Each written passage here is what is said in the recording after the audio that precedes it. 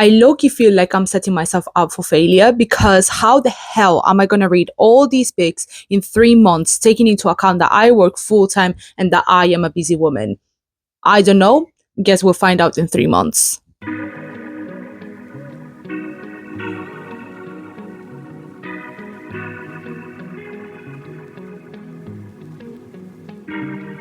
Hello everyone, this is Darkest Hour Reads, and today I want to reply to 2 questions that one of our followers has asked me on TikTok. And the first question is, how fast do I read? And also, what is my next season's TBR? So buckle up and let's start.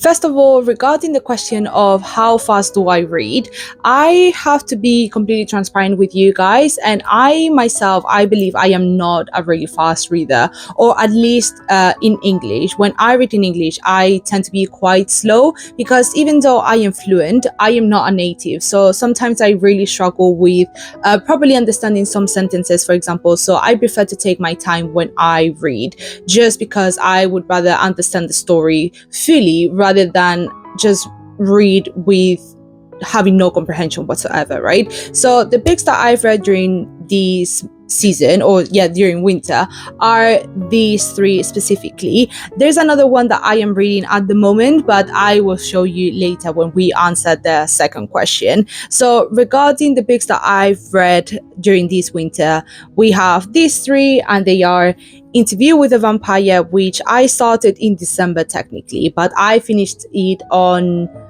January something, so I still counted just because of my ego. I also read The Divine Comedy by Dante Alighieri, and then finally I read Wuthering Heights. So those are the 3 books that I read during this season. The Interview with a Vampire is the story of Louis, who is a 200-year-old vampire who tells his whole life story. We get to meet him as a human at first, who basically human Louis, I would say, is a plantation owner in Louisiana, I think around the 1700s or 1800s, and he basically is this very important person within his family and his community, because he is the sole heir of the plantation, but also he is filled with grief and with depression because his youngest brother and his favorite has passed away. And basically, as a human, we see him just filled with grief and filled with this intense feeling of wanting to die because of guilt and because of grief. And at that moment, at the same time, he gets to meet Lestat, who is a vampire and who turns him into the vampire that he is in the present. As an immortal being, we see Louis still having this humanity inside him, which is the guilt that he has for the loss of his brother, but also the guilt and shame that he feels out of feeding from humans or killing humans in order to survive, right? Or the hunger that he feels towards consuming blood, which is something that Lestat and the other vampires kind of mock him or kind of reject from him, because he still has this human aspect within him, which we see Louis losing over the past of years, and that is something that we see in present Louis that he doesn't have anymore. So this is one of the main topics that we see in this book, which is the loss of values due to immortality, but also the whole morality of cannibalism. And then there is one specific topic that we don't really see in other vampire stories, for example, or at least that I haven't seen, which is the narcissistic personality that we see within vampirism, because obviously there is some sort of superiority complex in vampires because of their own immortality and their own strength and powers, but also at the same time how this superiority complex and these personality types affect and relate to each other or towards each other within vampiric communities. I could be speaking about this book for hours, so if you want a more in-depth review, please feel free to go onto my YouTube channel. You can find a review on this book there. But now I want to talk about the next book that I read, which is The Divine Comedy by Dante Alighieri. And honestly, you see this book and you see this book and you genuinely feel fear, and that is something that I 100% felt when I started the book. And honestly, I wish I could start this book earlier, just because this book is just that good. No wonder why it is one of the most well-known medieval stories, because this book is fantastic, honestly. The Divine Comedy by Dante Alighieri follows Dante, who not only is the writer of the book, but also the main character of the story.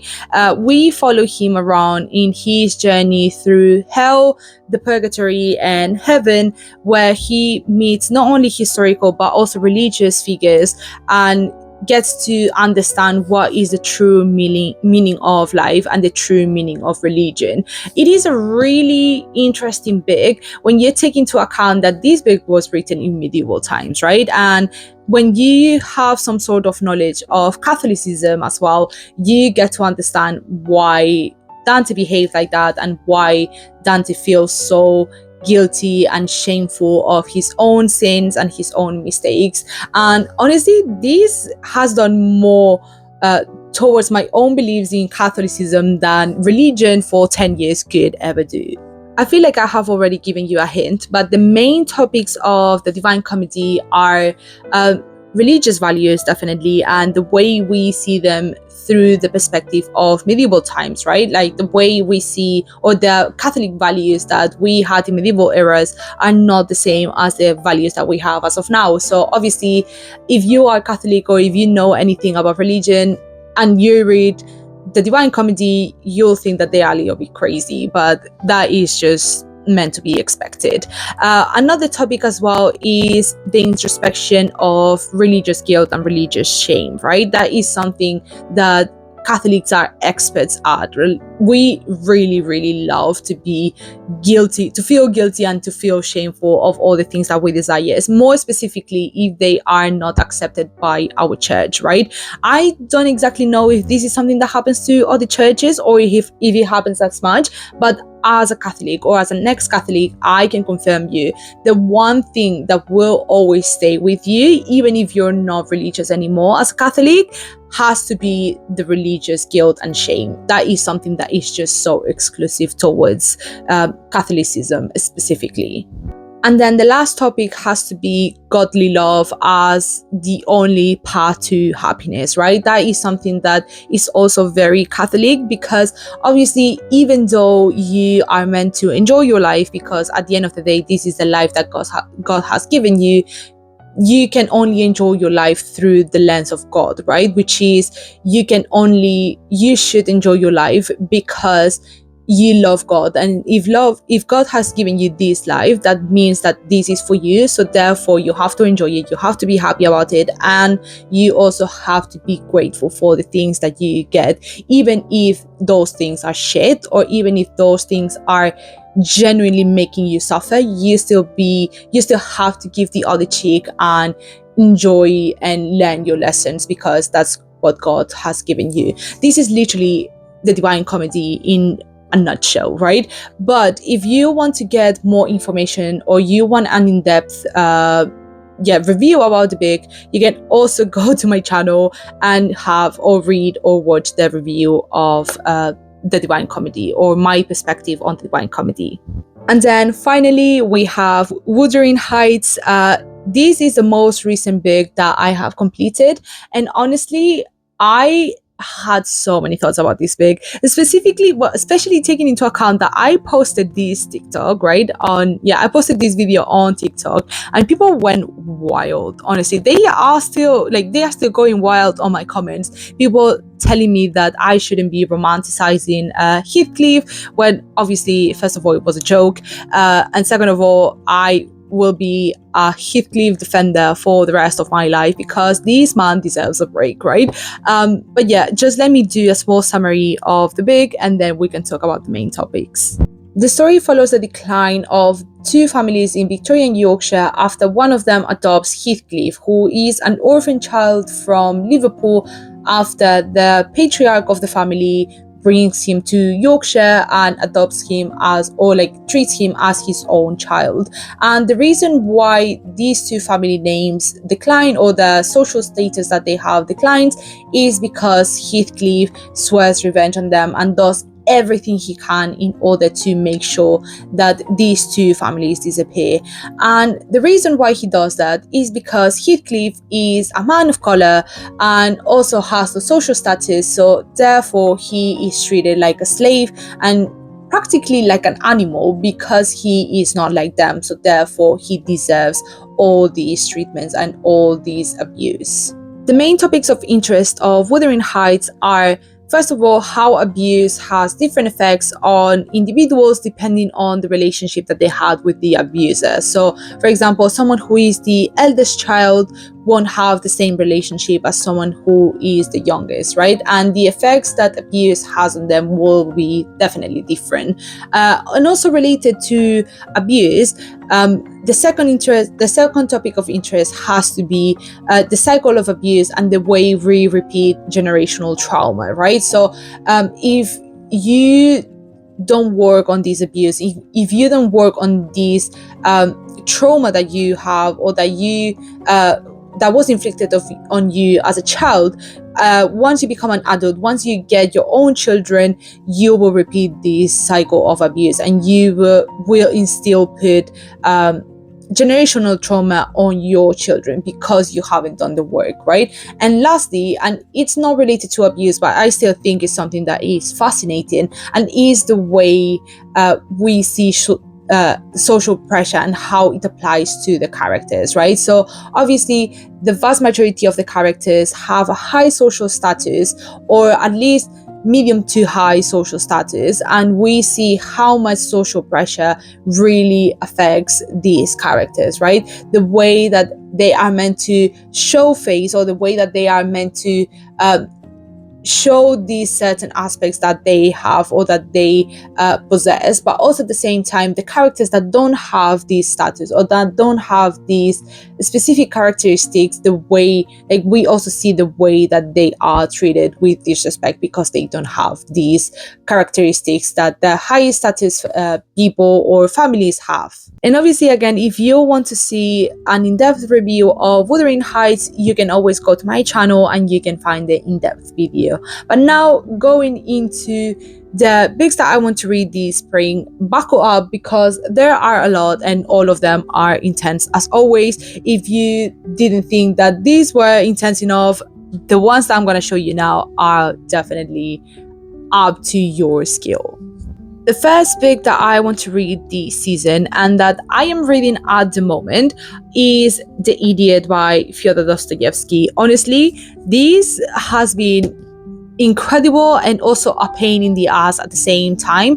I don't want to give much information about the book or about my honest review because I definitely want to do a review of this book. But yeah, I think I'm like 3/4 in, so hopefully I can finish it by this week and then do a review because I want to talk about this book so much. This has turned into one of the best books that I've read this year so far. This is so good. This is so painful to read though, but it's just so good. The next book that I want to read is Pride and Prejudice. You guys are gonna kill me because I am a classic book girly, but I still haven't read the Pride and Prejudice. And also, this is extra bad on me because this book is my sister's favorite book and she is my favorite person in the world, right? I've watched the films, but I watched the 2 films, right? And the fact that I haven't read the book is genuinely criminal, and my sister will kill me, taking into account that I haven't read her favorite book. So I will read Pride and Prejudice. soon, hopefully. The next book that I want to read is Madonna in a Fur Coat. One of my favorite content creators, Melissa, she actually read this book and did a short review, I think, on TikTok months ago. And honestly, she is so iconic and I love her so much. She is genuinely so cool and a person that I aspire to be like. So honestly, if she says that this book is good, I am gonna read it. Anything that she says, I believe it. She preaches my gospel. Like, she and Miss K are definitely the two main content creators on TikTok that anything they say, like, this goes to mass, right? Like, I will write a Bible out of these two women. Love them. And then the last book that I want to read for this season has to be The Handmaid's Tale by Margaret Atwood. Honestly, with everything that is going on in this world, I think this is turning into a reality, at least for you guys in America. If I have any American followers or like anyone within our community that is from United States, I think this big, this universe is turning, or at least your country is turning into this. And I genuinely believe that this is something that is happening in the UK too, and everywhere in the West. So I want to read this book, feel extremely conspiracist and extremely paranoid just because I love to hurt myself. And honestly, I love a science fiction book, so I want to read this book so badly. So these are all the books that I've read during this season and also the books that I want to read in spring. I hope that you enjoyed this video. This is so heavy, by the way. I hope you enjoyed this video, and honestly, if you have read any of these books, please make sure that you comment down below if you like them. For example, if there's anything that you would like me to discuss as well, or anything that you want me to pay extra attention to the books or around the books that I haven't read yet, I will definitely do so. And if you have read any of the books that I have read during this past season, also please let me know. I would love to have someone to discuss these books because I feel like I am a weirdo for reading these books, but honestly, I just love them. And if there are any other weirdos that have read these books, please make sure that you comment down below, or you can follow me on my social media and we can DM each other or comment, because honestly, I really need to have someone to discuss these books with. That's all for today, guys. I hope you have a great rest of your day, and honestly, have a great rest of your week as well. Please let me know what are the books that you want to read this season, or what books you have read in your past season. And I hope you have a great rest of your day. I'll see you next Monday. Bye, guys.